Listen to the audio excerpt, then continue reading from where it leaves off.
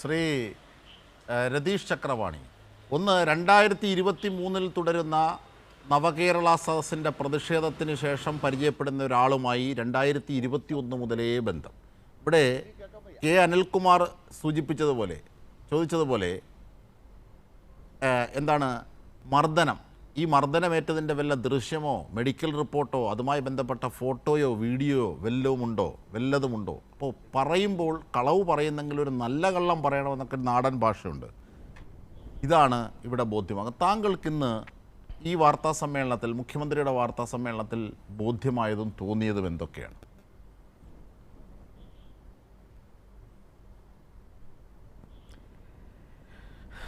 ദുഃഖമുണ്ട് പറയാൻ, പക്ഷേ ഏറ്റവും ആദ്യമേ തന്നെ പറയട്ടെ, ശരിക്കും പറഞ്ഞിട്ടുണ്ടെങ്കിൽ ഇന്ന് കൂടി ഒരു നുണകളുടെ പ്രളയം തീർത്താണ് യഥാർത്ഥത്തിൽ വി ഡി സതീശൻ വാർത്താ സമ്മേളനം അവസാനിപ്പിച്ചത്. അതിലിപ്പോൾ എല്ലാ കാര്യങ്ങളെക്കുറിച്ചും ഞാൻ പറയുന്നില്ല. ഏറ്റവും ആദ്യം അജിംഷാദ് പറഞ്ഞു വെച്ച നമ്മുടെ ആദ്യത്തെ ഘട്ടത്തിലെ ഈ ഒരു കാര്യത്തിലേക്ക് വരാം. ഈ മയക്കുമരുന്ന് MDMA കേസുമായി ബന്ധപ്പെട്ട്, ഈ MDMA കേസുമായി ബന്ധപ്പെട്ട് ഏറ്റവും ആദ്യം 3 പേർ അറസ്റ്റിലാകുന്നു. 139.29 ഗ്രാം MDMA പിടിച്ചെടുക്കുന്നു. ഇതിൽ കേരളത്തിലെ ജനങ്ങൾ അറിയേണ്ട പ്രധാനപ്പെട്ട കാര്യം 500 ഗ്രാം, അതായത് 1/2 കിലോ MDMAയുമായിട്ടാണ് ഇവർ യഥാർത്ഥത്തിൽ യാത്ര തുടങ്ങിയത്. അത് മറ്റു പല ജില്ലകളിലും സപ്ലൈ ചെയ്തതിന് ശേഷമാണ് ഇവിടെ ഇങ്ങോട്ട് എത്തിയത്. ഇപ്പം തന്നെ അവരുടെ കയ്യിലുള്ള MDMAയുടെ വില എന്ന് പറയുന്നത് 7 ലക്ഷം രൂപയാണ് എന്നുള്ളത് മനസ്സിലാക്കണം. അപ്പോൾ ഇത്തരത്തിലുള്ള വലിയ തോതിൽ മയക്കുമരുന്ന് ഹോൾസെയിൽ ഡീലർമാരായി കച്ചവടം നടത്തുന്ന ആളുകളെക്കുറിച്ച് ഇന്ന് നമ്മുടെ പ്രിയപ്പെട്ട മുഖ്യമന്ത്രി വി ഡി സതീശൻ വിശേഷിപ്പിച്ചത് എന്താണെന്നുള്ളത് വളരെ സൂക്ഷ്മമായി പരിശോധിച്ചാൽ നമ്മൾ ഞെട്ടിപ്പോവും. അതിൽ അദ്ദേഹം പറയുന്നത്, ഈ സതീശൻ തന്നെ പറയുന്നത്, അദ്ദേഹം എന്ന് വിളിച്ചുകൊണ്ടാണ് ഇയാളെ അഭിസംബോധന ചെയ്യുന്നത് തന്നെ. എന്ന് പറഞ്ഞാൽ അദ്ദേഹം എന്ന് വിളിച്ചുകൊണ്ട് അഭിസംബോധന ചെയ്യുന്നുവെന്ന് മാത്രമല്ല, ഇദ്ദേഹത്തിൻ്റെ ചെയ്ത കുറ്റകൃത്യത്തിൻ്റെ ഒരു ഗ്രാവിറ്റി വളരെ കൃത്യമായി കുറക്കുന്നതിന് വേണ്ടി ഇദ്ദേഹം ഒരു MDMA കേസിൽപ്പെട്ടുവെന്ന് പറയുകയും ഉടനെ തന്നെ അദ്ദേഹം പറയുന്നത്, ഇദ്ദേഹം നവകേരള ബസ് യാത്രയുമായി ബന്ധപ്പെട്ട് അതുമായി ബന്ധപ്പെട്ട് വലിയ അക്രമത്തിനിരയായിട്ടുള്ള, ക്രൂരമായ പീഡനത്തിനിരയായിട്ടുള്ള ഒരാളാണ് എന്ന് പറയുന്ന ഒരു നരേറ്റീവ് ബിൽഡ് ചെയ്യുന്നു. ആ നരേറ്റീവ് ബിൽഡ് ചെയ്തതിന് ശേഷം അദ്ദേഹം തിരുമ്മലും അതുപോലെ തന്നെ ഒഴിച്ചിലും നടത്തി കിടക്കുമ്പോഴാണ് ഞാൻ ആദ്യമായി പരിചയപ്പെട്ടത്. അന്ന് ഞാൻ എല്ലാവരെയും വിളിക്കുന്നത് പോലെ വിളിച്ചു. അതിനുശേഷം ഇവരെ പലതവണ കാണാൻ വന്നു. ആ കാണാൻ വന്നപ്പോഴേക്കും ഞാൻ എന്ത് ചെയ്തു, അടികൊണ്ട പിള്ളേർ എന്നുള്ള നിലക്ക് ചേർത്ത് നിർത്തി എന്നാണ് അദ്ദേഹം പറയുന്നത്. എന്ന് പറഞ്ഞാൽ, ഇത് പറയുമ്പോൾ കേൾക്കുന്ന പ്രേക്ഷകരൊക്കെ ഒരു കാര്യം ഒന്ന് ആലോചിക്കണം.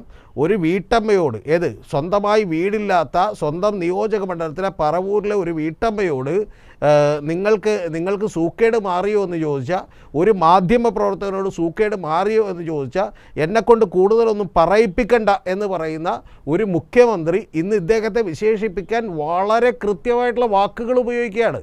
എന്ന് പറഞ്ഞാൽ, അദ്ദേഹത്തിന് ഒരു വിധത്തിലുള്ള വേദന ഉണ്ടാക്കരുത്, പോറലുണ്ടാക്കരുത് എന്ന് വിചാരിച്ചുകൊണ്ടാണ്.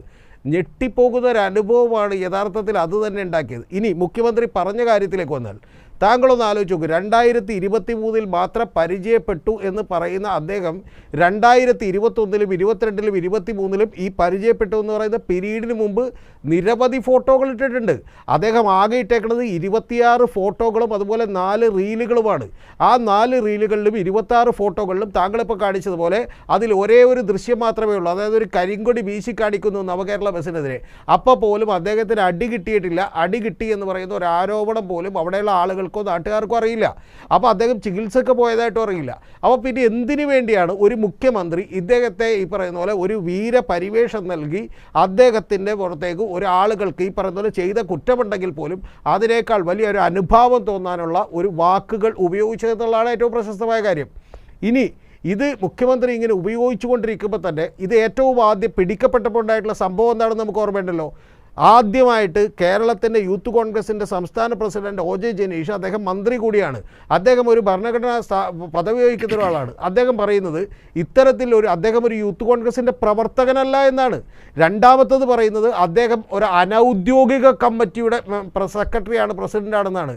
എങ്ങനെയാണ് യൂത്ത് കോൺഗ്രസിന് അനൗദ്യോഗിക കമ്മിറ്റി ഉണ്ടാവുക? അപ്പോൾ ഇത്തരത്തിൽ ആ തുടക്കം മുതൽ തന്നെ ഇപ്പോൾ റെജിന സുൽത്താൻ ഇവിടെ പറഞ്ഞതുപോലെ ഞങ്ങൾക്ക് പരിചയമുണ്ടായ ഈ സംഭവത്തിന് ശേഷം എങ്ങനെ പുറത്താക്കും? അപ്പം ആ എറണാകുളം ജില്ലാ പ്രസിഡന്റ് പറയുന്നു പുറത്താക്കിയെന്ന്.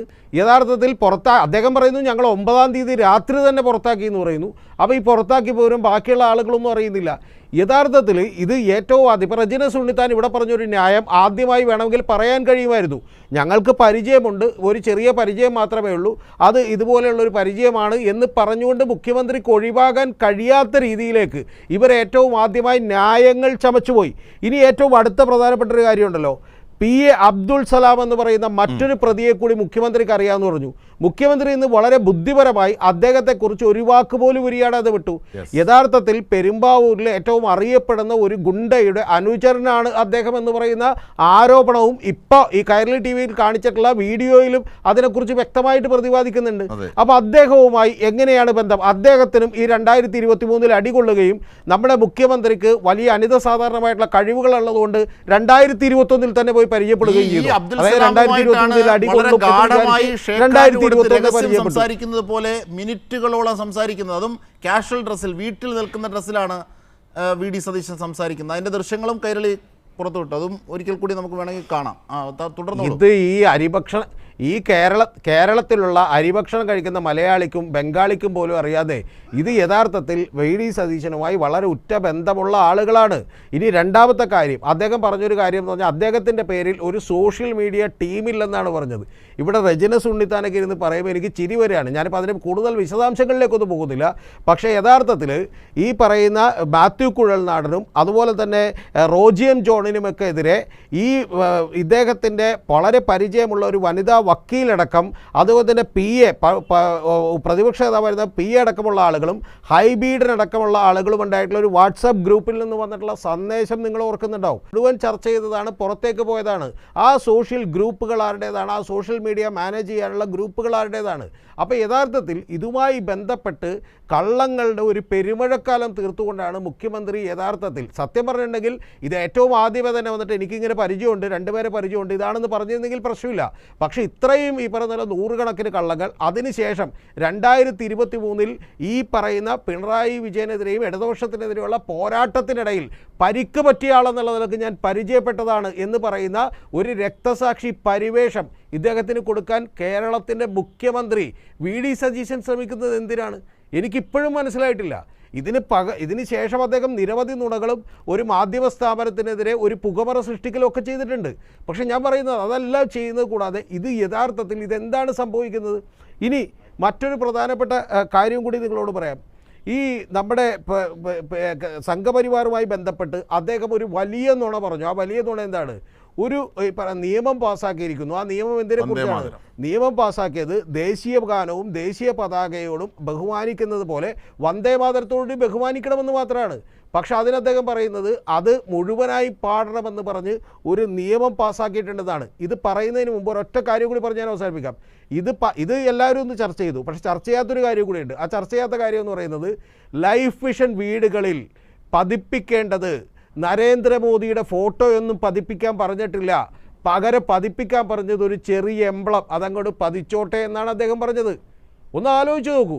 അങ്ങനെ ഒരു മുഖ്യമന്ത്രി യഥാർത്ഥത്തിൽ കോൺഗ്രസിൻ്റെ നിലപാടുകളല്ലാതെ സംഘപരിവാറിൻ്റെയും അതുപോലെ സ്വന്തം തടി തപ്പുന്നതിന് വേണ്ടിയും നിരന്തരമായി കള്ളങ്ങളും രാഷ്ട്രീയപരമായിട്ടുള്ള ഒരു നിലപാടില്ലായ്മയും തുറന്നു കാണിക്കപ്പെട്ട ഒരു പത്രസമ്മേളനമാണിത്.